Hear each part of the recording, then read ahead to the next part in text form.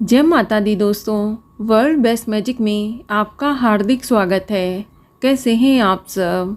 ये बताने के लिए कमेंट बॉक्स में जय माता दी जरूर लिखें। दोस्तों, आज हम सुनेंगे जितिया व्रत की कहानी, जो इस प्रकार है।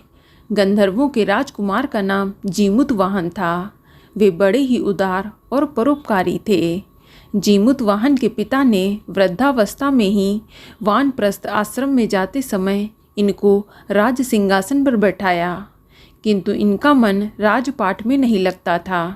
वे राज्य का कार्यभार अपने भाइयों पर छोड़कर स्वयं वन में पिता की सेवा करने चले गए। वहीं पर उनका मलयवती नामक राजकन्या से विवाह हो गया। एक दिन जब वन में भ्रमण करते हुए जीमूतवाहन काफ़ी आगे चले गए, तब उन्हें एक वृद्धा विलाप करते हुए दिखाई दी। इनके पूछने पर वृद्धा ने रोते हुए बताया कि मैं नागवंशी स्त्री हूँ और मुझे एक ही पुत्र है। पक्षी राज गरुड़ के समक्ष नागों ने उन्हें प्रतिदिन भक्षण हेतु एक नाग सौंपने की प्रतिज्ञा की हुई है और आज मेरे पुत्र शंखचूर्ण की बलि का दिन है। जीमूतवाहन ने वृद्धा को आश्वस्त करते हुए कहा कि डरो मत, मैं तुम्हारे पुत्र के प्राणों की रक्षा करूँगा।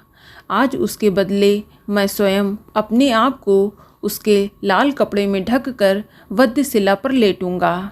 इतना कहकर जीमूतवाहन ने शंखचूर्ण के हाथ से लाल कपड़ा ले लिया और वे उसे लपेटकर खुद को बलि देने के लिए चुनी हुई वध्यशिला पर लेट गए। नियत समय पर गरुड़ बड़े ही वेग से आए और वह लाल कपड़े में ढके जीमूतवाहन को पंजे में दबोचकर पहाड़ के शिखर पर जाकर बैठ गए। अपने चुंगल में गिरफ्तार प्राणी की आंख में आंसू और मुंह में आह निकलता ना देखकर गरुड़ जी बड़े ही आश्चर्य में पड़ गए। उन्होंने जीमूतवाहन से उनका परिचय पूछा। जीमूतवाहन ने सारा किस्सा सुनाया। गरुड़ जी उनकी बहादुरी और दूसरे की प्राण रक्षा करने में स्वयं का बलिदान देने की हिम्मत से बहुत प्रभावित हुए। प्रसन्न होकर गरुड़ जी ने उनको जीवन दान दे दिया तथा नागों की बलि न लेने का भी वरदान दे दिया। इस प्रकार जीमूतवाहन ने अदम्य साहस से नाग जाति की रक्षा की और तब से पुत्र की सुरक्षा हेतु जीमूतवाहन की पूजा की प्रथा शुरू हो गई। अश्विन माह के कृष्ण पक्ष की अष्टमी तिथि को प्रदोष काल में पुत्रवती महिलाएं जीमूतवाहन की पूजा करती हैं।